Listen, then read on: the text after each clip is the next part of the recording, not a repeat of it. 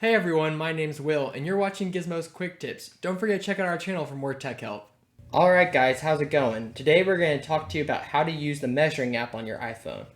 Now the measuring app is something recent that came out with one of the newer iOS updates, and it actually allows you to measure objects by using the camera on your phone. So, what we're going to do is we're going to open up the measuring app, which it should be automatically installed on your iPhones if you've updated to the most recent iOS. If it isn't, you can find it in the App Store just by going in the App Store and searching up Measure.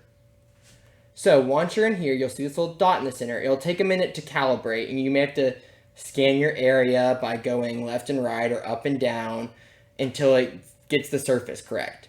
But once you get to this point with the dot and the circle around it, you're going to go to the beginning of your object or whatever start point you want. So we're going to do the top of this expo marker and click this plus button right down there.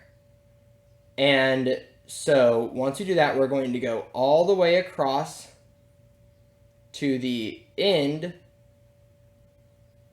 of the expo marker, and then you're just going to hit the plus button again, and that stops it.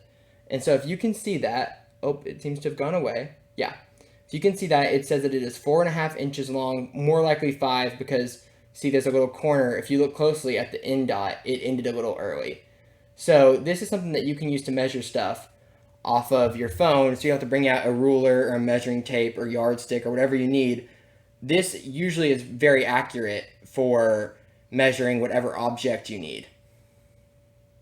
Hope you all enjoyed that quick tech tip. Don't forget to like the video below and subscribe to the channel for more quick tips. Be sure to post any tech questions you have in the comments below.